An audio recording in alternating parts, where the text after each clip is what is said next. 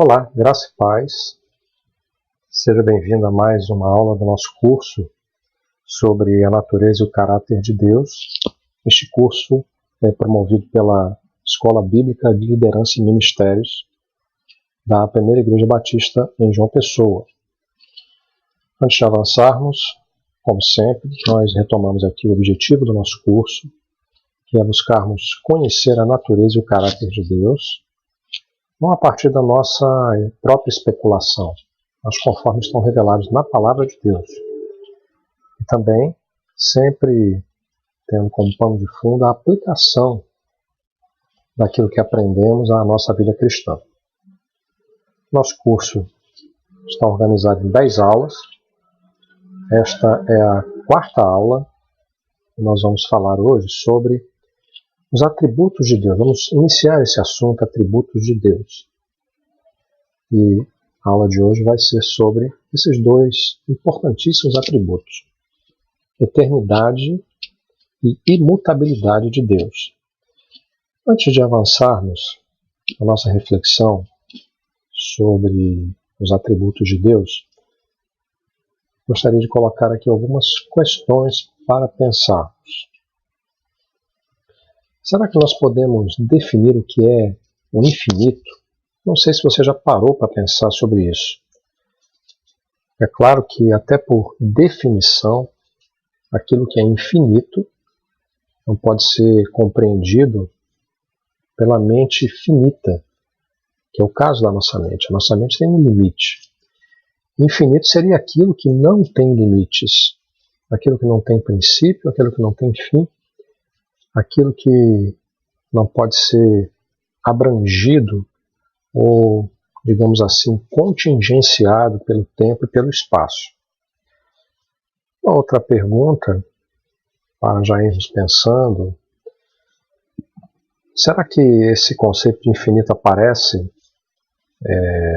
na reflexão humana? O que a matemática fala, ou a filosofia, ou a própria teologia, o que essas áreas de conhecimento dizem a respeito desse conceito de infinito? E o que esse conceito de infinito pode nos ensinar a respeito de Deus? Por que nós estamos tratando primeiro do conceito de infinito ou de infinitude, antes de falarmos de eternidade e de imutabilidade? É importante que a gente pare para pensar que, antes de qualquer coisa, o ser de Deus deve ser compreendido à luz desse conceito, à luz dessa reflexão. Deus é infinito. Mas será que o infinito aparece na natureza? Será que a partir da observação da natureza nós conseguimos intuir, pelo menos, embora não compreendendo completamente, mas intuirmos o que é o infinito, termos uma ideia do que é o infinito? E aqui eu coloquei essa famosa sequência de Fibonacci. Claro, sem entrar aqui nos detalhes, uma descoberta que estudiosos e cientistas fizeram de que existe uma sequência que se repete na natureza, uma proporção que se repete na natureza e que está presente em vários fenômenos naturais. Aliás, está presente em tudo que existe no mundo natural, desde as coisas mais pequenas, ínfimas, até os grandes fenômenos, inclusive fenômenos astronômicos. Então, por exemplo, encontramos essa sequência na natureza, nas flores, nos animais, nas conchas dos moluscos, no DNA de todos os seres vivos, nas galáxias e também em fenômenos meteorológicos, como, por exemplo, furacões, quando observados à distância, observados do espaço, também apresentam essa mesma conformação e essas mesmas proporções. Então, essa sequência de Fibonacci é chamada, inclusive, de um número de ouro, porque sempre se repete nessa sequência teoricamente até o infinito. Os estudiosos chegam a chamar essa sequência de assinatura de Deus, algo que está presente na natureza, em vários campos de estudo. Na biologia, na astronomia, na meteorologia, na bioquímica e por aí vai. Outro exemplo desse conceito de infinito que aparece no mundo natural, que talvez nos ajude a entender um pouco, pelo menos também, como já dissemos, ter uma intuição a respeito do que é o infinito. É essa experiência do espelho infinito. Se nós colocarmos um espelho diante do outro, ele passa a refletir a imagem do outro. Um espelho reflete a imagem do outro. E essa reflexão, ela se estende até o infinito.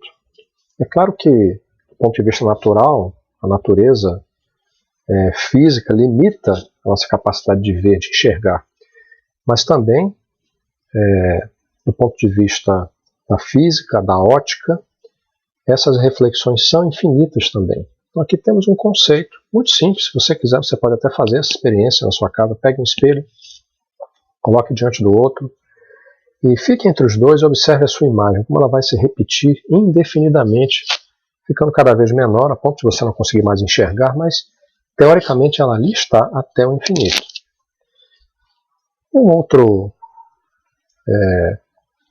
conceito também, que aí tem algo a ver com a matemática também, é a chamada fita de Möbius. É uma coisa muito simples, mas ao mesmo tempo surpreendente. Se você pegar uma fita de papel, como vemos aqui na imagem, e unir essa fita, colando uma na outra, uma ponta na outra, mas tendo cuidado de inverter a posição de uma sobre a outra, não colocando na mesma posição, mas invertendo simplesmente, você vai ter essa conformação, essa configuração. Mas o que isso tem de extraordinário? Se você olhar essa bolinha que está aí percorrendo a fita, você vai perceber que ela percorre o mesmo plano, indefinidamente.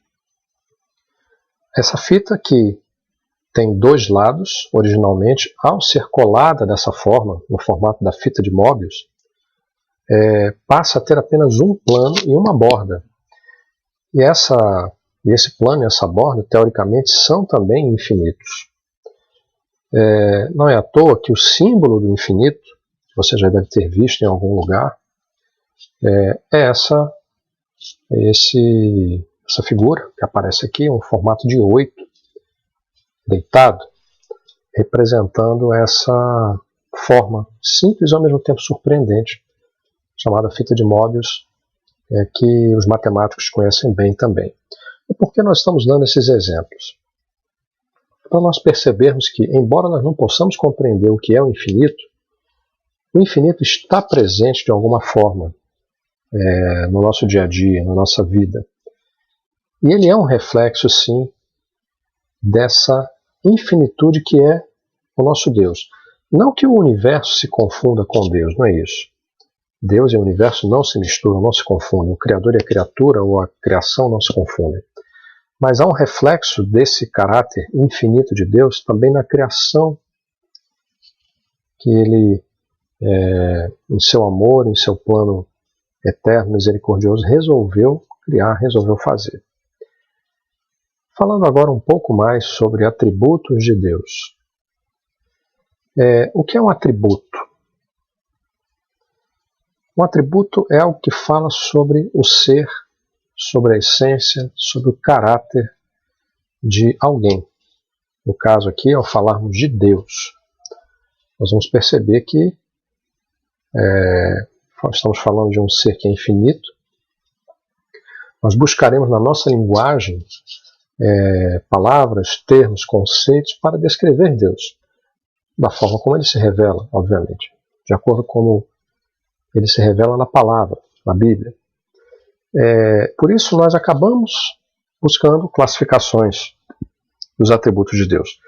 Mas é importante destacar que qualquer tentativa de classificar, de organizar o nosso pensamento a respeito de Deus, sempre será também limitada, porque nós não temos como descrever o ser de Deus na sua infinitude, como nós já falamos.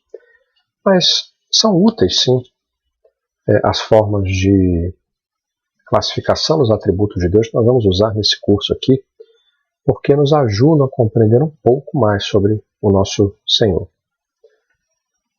Então, o atributo divino é, por definição, uma qualidade ou característica atribuída a Deus. Esses atributos não são separados do ser de Deus. Na verdade, coincidem com o próprio ser de Deus, com a própria essência de Deus.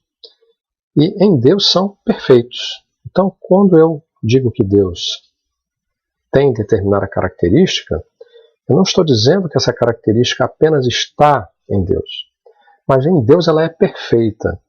Por isso, os atributos são também chamados na teologia de perfeições, as perfeições divinas.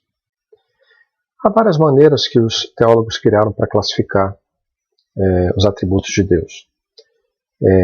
As mais comuns são dividir esses atributos entre atributos comunicáveis e incomunicáveis, e atributos naturais e morais, ou atributos naturais e morais. Há outras formas, mas nós não vamos nos deter em todas elas aqui. Essa figura tenta mostrar um pouco dessa amplitude do ser de Deus.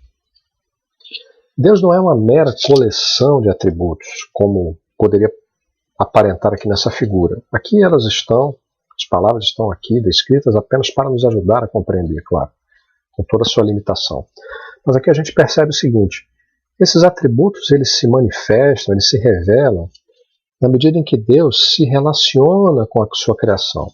Então, a onipresença, a onisciência, a onipotência se manifestam quando Deus, que é tudo isso, se relaciona com o mundo criado, com o universo criado. O poder, a sabedoria e a presença de Deus de maneira plena e total na criação. Por outro lado, quando Deus está se relacionando com seres morais, como nós, seres humanos, seres capazes de fazerem escolhas morais entre o bem e o mal, o certo e o errado, Deus manifesta estes atributos que nós conhecemos como atributos morais. A justiça, a verdade, a misericórdia, a bondade, o seu amor. Em relação ao tempo e ao espaço, lembrando que Deus não está limitado ao tempo e ao espaço, Ele está além do tempo e do espaço, nós temos a eternidade, a imensidade, e lá no meio nós encontramos a unidade e a trindade. Nós já falamos aqui sobre essa parte do ensino da Bíblia a respeito do ser de Deus. Aqui é apenas e tão somente um diagrama, uma figura para nos ajudar a compreender um pouco mais essa revelação de Deus, dos seus atributos. Então, como já dissemos, os teólogos usam diferentes classificações para esses atributos. Se você pegar livros de autores diferentes, você vai encontrar lá classificações ou categorizações diferentes. No nosso estudo aqui nós vamos usar uma das mais comuns, que é a divisão entre atributos naturais e atributos morais. Os naturais seriam aqueles que se encontram relacionados à essência, à natureza de Deus e que se manifestam apenas nele, existem apenas nele. Os atributos morais são aqueles que ele compartilha conosco. E ele, por sua graça e misericórdia, compartilha com os seres humanos. Então, falaremos aqui nesse curso de atributos naturais e atributos morais. Falando agora de um dos atributos naturais de Deus, a chamada eternidade. O que é a eternidade?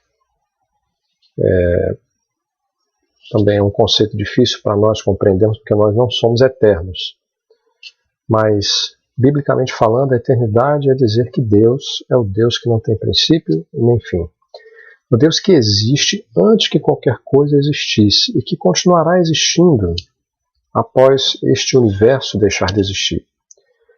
O Deus que não existe no tempo. Ele não tem limitação no tempo.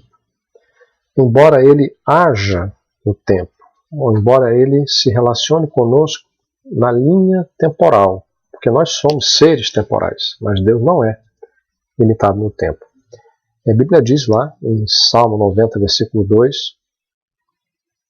faz essa declaração a respeito de Deus. É claro que há muitos outros versículos, estamos colocando apenas alguns aqui. O salmista diz: antes que os montes nascessem e se formassem a terra e o mundo, de eternidade a eternidade, tu és Deus. Então, preste atenção nessa expressão, de eternidade a eternidade. Da eternidade passada à eternidade futura. Se é que podemos usar essa expressão, passado e futuro para a eternidade, mas apenas para ampliar um pouco o nosso entendimento. De eternidade a eternidade, Deus não era, Deus é. Tu és Deus, antes que qualquer coisa existisse, porque Ele é eterno em sua essência. A eternidade de Deus é também revelada em outras passagens. Por exemplo, Apocalipse capítulo 1, e também no capítulo 4, o Senhor usa essa expressão para se referir a si mesmo. Eu sou o Alfa e o Ômega, diz o Senhor Deus, aquele que é, que era e que há de vir, o Todo-Poderoso. Alfa e Ômega são, respectivamente, a primeira e a última letras do alfabeto grego. Seria como se nós disséssemos em português, eu sou o A e o Z, a última letra. Então, o que Deus está dizendo, eu sou aquele que é o princípio e é o fim de todas as coisas. Eu sou aquele que é, que era e que há de vir. Então, passado, presente e futuro para Deus não existem. Para Deus há um eterno presente, porque Ele é aquele que é, que era e que há de vir. É interessante que essa passagem, ou essa expressão, ela é aplicada no Apocalipse tanto ao Senhor, Deus Pai, como também ao Senhor Jesus Cristo, que é, na verdade, uma afirmação muito clara da divindade de Jesus, o Verbo eterno, o Logos eterno. Como diz o Evangelho de João, no princípio era o Verbo estava com Deus e o Verbo era Deus. O próprio nome de Deus, o tetragrama, as 4 letras que nós colocamos aqui, do qual nós já falamos na lição sobre os nomes de Deus, também aponta, implica para essa verdade revelada. A contínua existência de Deus, a eternidade de Deus. Deus é o eterno. O eterno eu sou. Aliás, uma das formas de se referir a Deus, um dos títulos, ou poderíamos dizer um dos nomes atribuídos a Deus é exatamente esse. O eterno.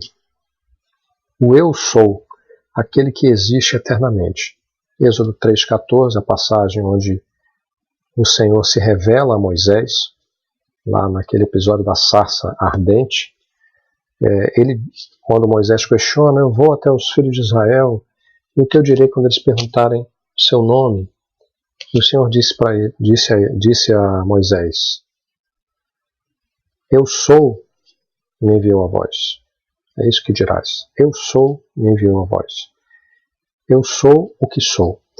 A palavra Yahvé, que é a tradução mais aproximada do tetragrama, onde aparece o nome de Deus, vem da raiz do verbo ser lá no hebraico. Então Deus, Ele é o único que de fato é.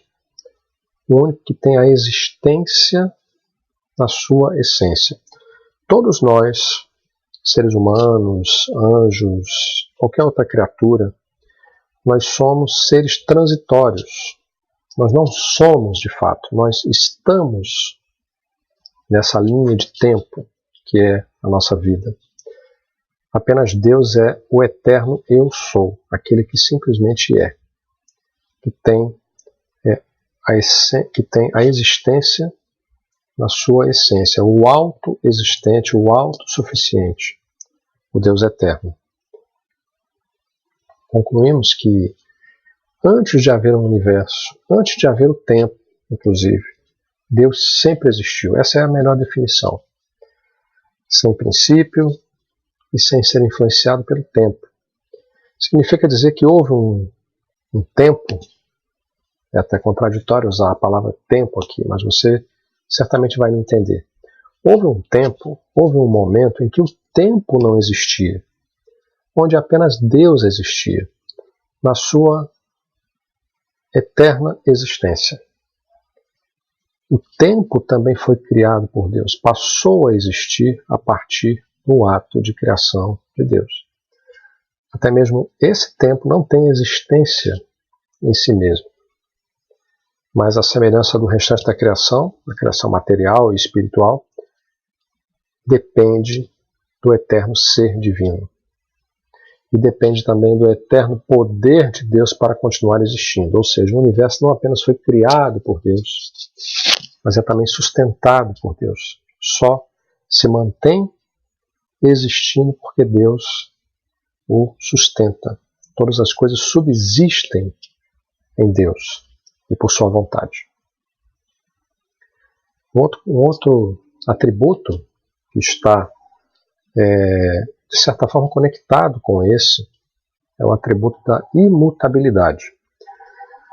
O que é algo imutável? É algo que não muda na sua essência, não muda na sua natureza, não muda no seu caráter. Então Deus é o ser imutável por excelência. Ele tem a imutabilidade na sua essência.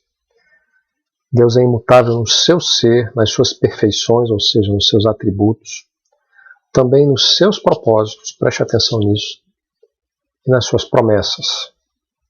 Significa dizer que a vontade de Deus, ou como dizem os teólogos, os decretos de Deus, os decretos divinos, eles também não mudam, porque aquele que decretou é imutável. Porém, preste atenção nisso, Deus age, se relaciona com a sua criação, intervém na história. E ele, ao agir, ele manifesta as suas emoções. Deus tem emoções, não como as nossas, imperfeitas, mas perfeitas em Deus. Deus ama, Deus se compadece, Deus se ira. Deus é um Deus que tem também emoções. Ele age e sente de modos diversos, diante de situações diferentes, no seu relacionamento com a criação, em especial com os seres humanos. O texto do Salmo 102, cujo alguns versículos nós colocamos aqui, diz exatamente isso. Tu, porém, permaneces para sempre. E a memória do teu nome de geração em geração. Em tempos remotos lançastes os fundamentos da terra, e os céus são obras das tuas mãos. Eles perecerão, mas tu permaneces. Eles envelhecerão como uma veste. Como roupa os mudarás e serão mudados. Porém, veja o que diz o texto, és sempre o mesmo, e os teus anos jamais terão fim. Então aqui o salmista coloca de um lado a eternidade de Deus e a imutabilidade de Deus. Mas o que isso tem a nos dizer a respeito do nosso relacionamento com Deus? A imutabilidade implica nisso. O ser de Deus existia antes da criação do universo, existirá para sempre após a destruição de todas as coisas, quando o universo que existe não existir mais e houver novos céus e nova terra. Deus é capaz de mudar qualquer coisa, Ele muda o universo, mas Ele é sempre o mesmo. O apóstolo Tiago nos dá ele nos revela isso na sua carta, capítulo 1, versículo 17. Isso é um consolo para nós. E você vai entender por quê. Tiago afirma que todos os dons provêm, em última análise, de Deus. Ou seja, aquilo que realmente é bom provém de Deus. E podemos ter segurança, pois o seu caráter não muda. Toda boa dádiva e todo dom perfeito vem do alto, descendo do Pai das luzes, em quem não há mudança nem sombra de variação. A imutabilidade de Deus é uma garantia para nós. Imagine se Deus mudasse de ideia a nosso respeito a todo instante. Imagine que Deus fosse volúvel, Imagine que Deus fosse influenciável pelas circunstâncias. Que garantia nós teríamos a respeito da salvação, a respeito dos propósitos, das promessas de Deus? Mas o fato é que a Bíblia nos garante que Deus é, em seu caráter, ele é imutável. Ele não muda, apesar de nós. Mesmo que nós mudemos, mesmo que nós sejamos infiéis, ele permanece fiel, a palavra de Deus diz isso. Ele não muda os seus propósitos, porque ele não muda em sua essência, em seu caráter. Isso não quer dizer que Deus seja como uma parede, como uma rocha que é impassível diante do sofrimento, diante do clamor. De que adianta eu ficar diante de uma parede e falar para a parede e pedir alguma coisa à parede? A parede certamente não vai mudar. A imutabilidade de Deus não é nesse sentido de Deus ser impassível diante de nós. Significa que Deus não muda em seu caráter, em sua essência, em seus propósitos, em suas promessas para nós. E o que dizer das passagens que falam num Deus que se arrepende? Acho que vale a pena pensar um pouco sobre isso, até porque você pode ser em algum momento confrontado com essa pergunta. Por exemplo, há outras passagens, mas eu vou ler apenas essa que se encontra em Gênesis 6, versículo 6. O texto que fala a respeito do dilúvio. E então se arrependeu o Senhor de ter feito o homem na terra, e isso lhe pesou no coração. O texto descreve aqui a decisão de Deus de mandar o dilúvio sobre a terra, destruir a humanidade e preservar apenas a família de Noé. O episódio da Arca de Noé que você encontra lá em Gênesis capítulo 6. Aí alguém pode perguntar, mas o texto está dizendo que Deus se arrepende. Quem se arrepende é porque mudou de ideia. O que será que isso significa? Será que isso não desfaz esse conceito de imutabilidade? De forma alguma. Nós temos aqui a descrição da mudança de atitude de Deus em relação à humanidade a partir das ações da humanidade. A humanidade se afastou de Deus. A humanidade resolveu seguir os seus próprios caminhos. A humanidade entrou num estado de guerra, de rebelião contra Deus. Então o relacionamento de Deus com a humanidade mudou, não porque ele tenha mudado, mas porque a humanidade fez as escolhas erradas. Então, o sentido global é esse. Deus pode mudar sim, devido à atitude do homem, mas não que ele tenha mudado em sua essência, em seu caráter, em seus propósitos, de forma alguma. Um outro aspecto presente aqui é o uso do que nós chamamos de antropopatia. É uma forma de expressar atitudes e sentimentos que são próprios do homem, atribuídos a Deus, como forma de facilitar a compreensão dos leitores. Então, você não precisa ficar preocupado, porque Deus certamente não vai se arrepender das promessas que fez para você, porque o nosso Deus é aquele em quem não há mudança nem sombra de variação. Podemos concluir então, a respeito da imutabilidade, que Deus é imutável no seu ser e em suas perfeições, ou seja, os seus atributos ou os vários aspectos do seu caráter, sua essência. Esta afirmação também garante a imutabilidade de Deus com respeito aos seus decretos, ou seja, os seus propósitos, e uma vez tendo determinado que irá seguramente fazer algo, o propósito de Deus é imutável e será realizado.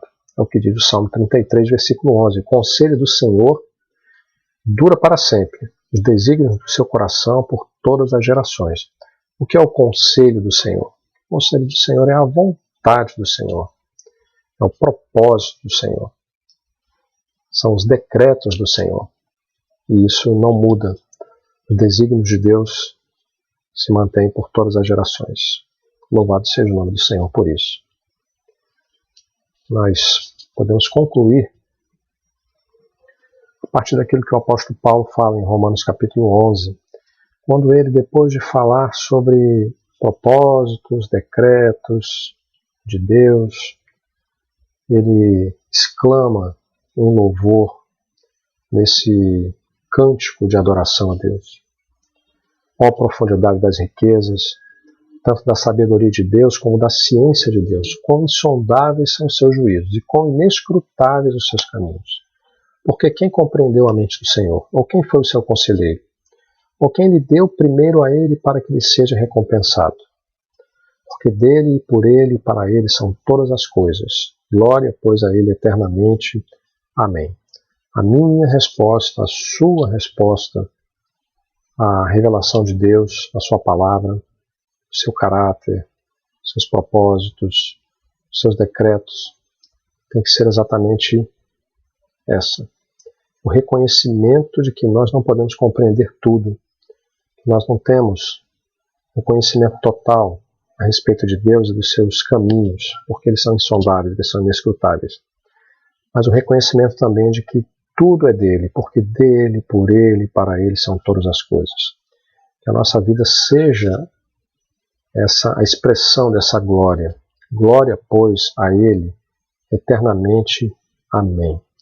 Que ele nos abençoe, em nome de Jesus. E até a próxima aula, se o Senhor assim nos permitir.